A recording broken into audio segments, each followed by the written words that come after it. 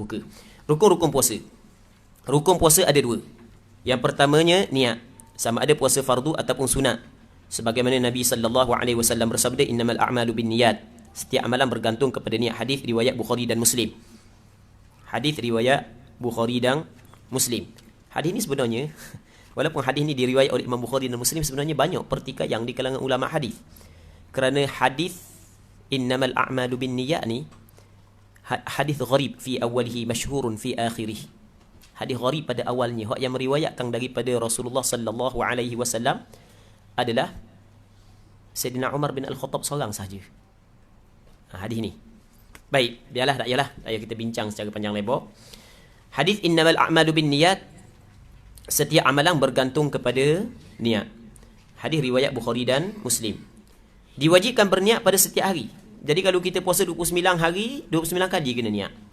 Kalau puasa 30 hari, 30 kali kena niat.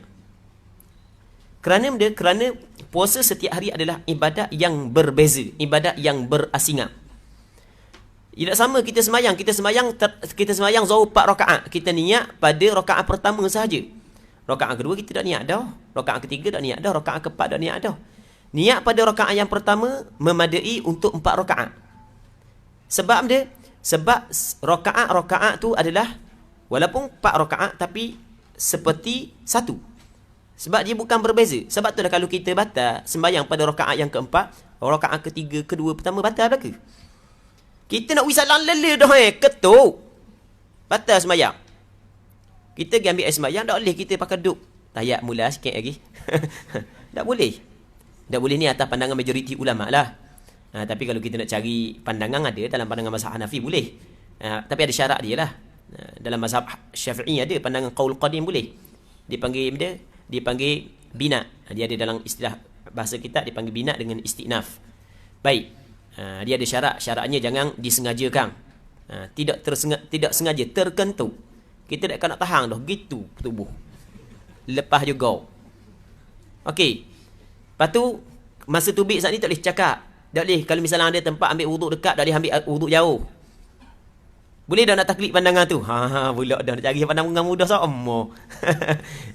Tu kena bincang panjang. Kita bincang panjang. Kita ambil pandangan majoriti ulama dan pandangan mu'tamad dalam mazhab Imam Syafi'i. Apabila orang saat ni tu batal sembahyang dia, ketika nak bagi salam lele dah, Assalamualaikum, kau ni tubik, kau bawah tubik. Batal sembahyang. Dia ambil sembahyang dia tak disambung, kena start mula. Sebab dia satu rakaat, 4 rakaat adalah menempati satu. Berbeza puasa pada bulan Ramadan. Setiap hari adalah ibadat berbeza. Maksud dia, kita puasa hari pertama je lain daripada puasa hari kedua, lain daripada puasa hari ketiga. Sebab itulah kalau kita terbatal pada hari yang ke-12, hari ke-11 hingga hari yang pertama sah puasa kita. Kan lain tu kan? Sebab itulah majoriti ulama kata mesti setiap hari kita puasa mesti kita kena niat. Tidak memada kita niat satu untuk sepanjang Ramadan. Ini pandangan majoriti ulama. Pandangan mazhab Maliki, pandangan mazhab Maliki pula. Hanafi silap. Hanafi, Hambali dan Syafi'i. Namun ada sebahagian daripada ulama iaitu pandangan mazhab Maliki mengatakan boleh kita niat sepanjang Ramadan. Kerana puasa Ramadan adalah puasa yang disyaratkan tatabu'. Okey, itu dalam istilah yang digunakan dalam fiqh mazhab Maliki. Puasa yang disyaratkan tatabu' boleh kita niat pada hari yang pertama. Jadi kita niat sepanjang Ramadan. Okey. Bagi orang awam, khususnya orang puang, boleh diambil pandangan mazhab Maliki. Jadi maksudnya pada awal Ramadan dia niat aku puasa sepanjang Ramadan. Baik, tapi setiap hari dia kena niat pula untuk keluar daripada khilaf. Niat setiap hari niat sama. Andai kata terlupa niat untuk malang tu, terlupa niat untuk malang tu, maka puasa dia tetap sah atas pandangan mazhab Maliki. Orang puang masa dia dah awal Ramadan dia tak sibuk, mana akhir Ramadan sibuk dengan kuih lagi, lasir lagi, baju gaya lagi. Buat tengah malam pula sampai kelupa nak niat esok puasa. Kan banyak kan? Ya banyak kerjaan. Kak nak raya tu kau banyak. Sibuk. Kalah tokai balok. Jadi dah ingat sekarang nak niat. Okey, dah apa dah? Cukup dah. Niat untuk hari yang pertama. Okey. Tapi sebaik-baiknya kena ingat pandangan majoriti ulama. Tapi sebenarnya kalau orang yang belajar dia banyak lagi makhraj jalan kita nak keluar, kalau kita nak niat sepanjang Ramadan pun untuk taklid pandangan lain. Kalau tak niat, tiba-tiba tak teringat niat malam. Ada pandangan ulama yang mengatakan boleh niat di siang hari puasa fardu. Satu pandangan dalam mazhab Hanafi, pandangan Imam Zufar. Banyak lagi lah kalau kira.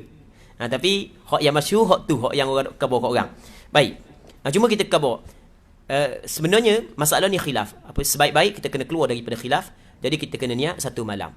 Takut-takut ada hak yang kita tak teringat niat akan datang, maka kita ambil pandangan mazhab Maliki. Pada malam pertama kita niat puasa sepanjang Ramadan. Baik.